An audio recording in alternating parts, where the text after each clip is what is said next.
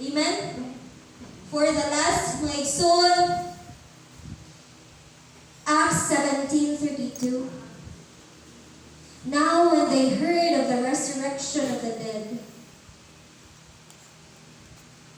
some mocked Paul.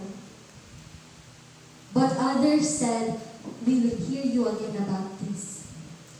Mga igsoon, dili day sayo ng pag-adto ni St. Paul sa Athens.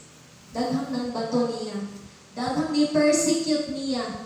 Daghang nag-kantsaw niya. Daghang nag-mock niya. O sumala siya, uy, di mo na taga-diri, labayan pagpatubi.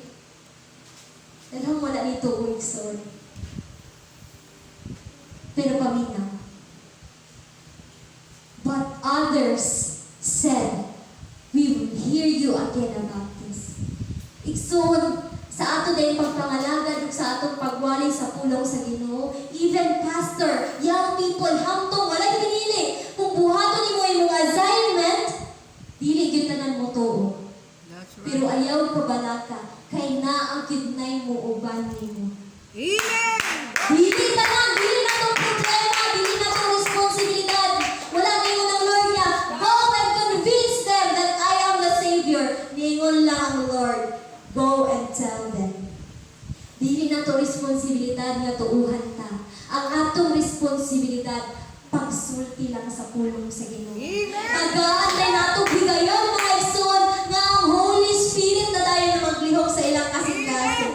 Kay dili tanan pinili sa Dios, gamay lamang ang gitawag. Hallelujah, gamay lang.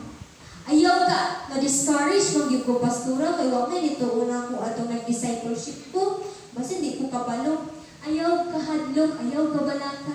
Dili nato responsibilidad nga mutuo sila.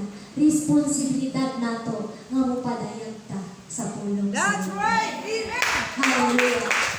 That's the divine assignment of St. Paul.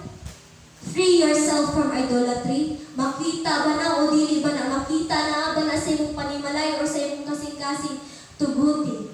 If you will just repent, Lord, pasensya na Lord sa din.